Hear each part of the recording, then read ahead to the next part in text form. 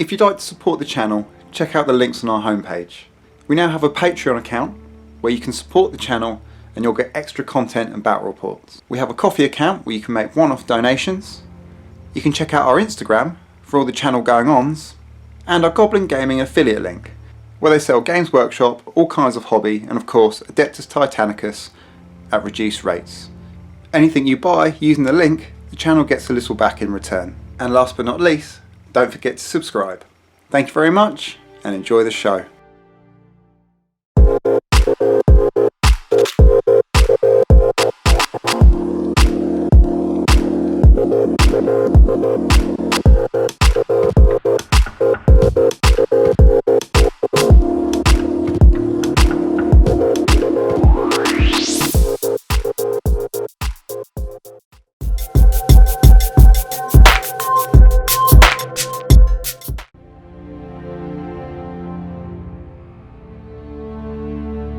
Hello everyone and welcome back to the channel and to an SOP. Haven't done one of these in a while.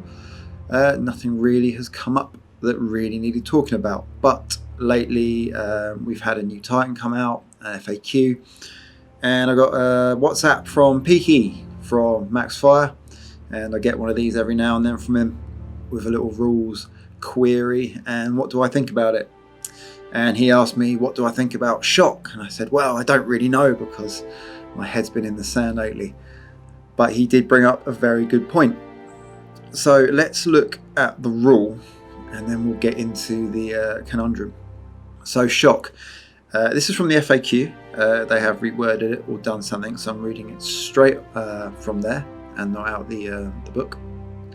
Shock. If an attack from a shock weapon causes a direct, devastating or critical hit on a Titan, roll a d6. On a 3+, the Titan is immediately issued a shutdown order, replacing any order it already has. If an attack from a shock weapon causes a superficial hit, then roll a d6. On a 6+, the target Titan is immediately issued a shutdown order. Any shutdown order received due to an attack from a shock weapon is removed during the end phase of the round it was issued. Okay, fine, straightforward. So you take some damage. On a 3+, you shut down. Don't take any damage. 6+, you shut down. His question, and a good one: what happens when you hit a weapon?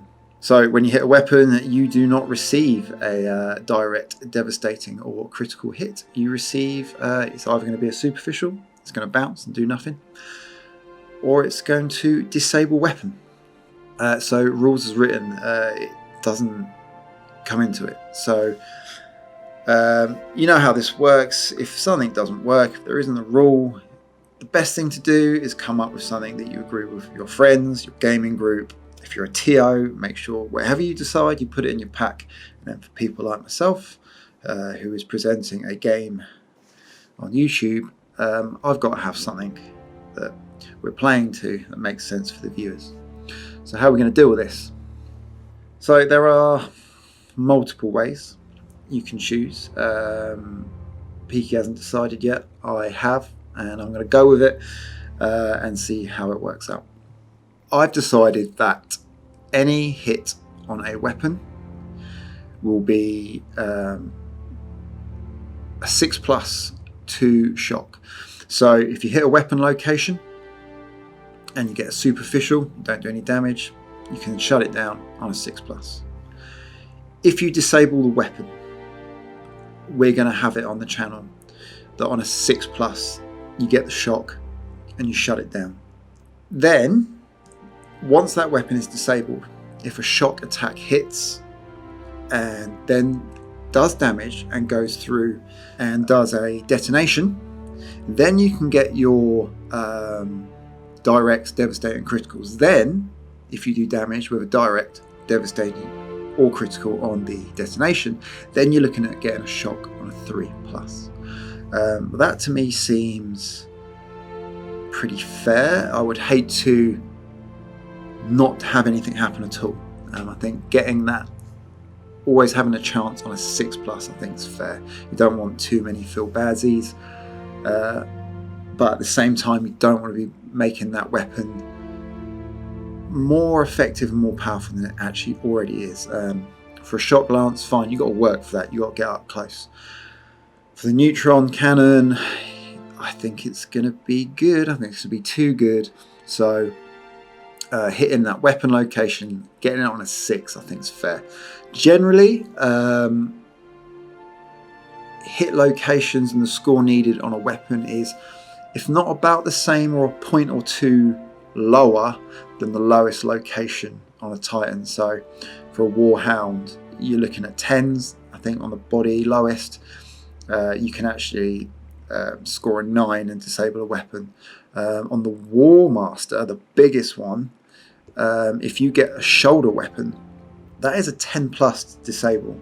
So I think a 6 plus is fair, because that is 3 points lower than you need anywhere else. You know, you're looking at 13s, and you know, for a 260 odd point war direwolf, shutting down an iconoclast or a war master on a shoulder weapon, needing a 10 plus and then getting a 3 plus, that to me is a little bit too good.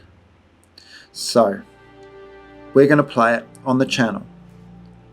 If you hit the weapon location, if you do a superficial hit or a weapon disabled, you will get the chance to shock on a 6 plus.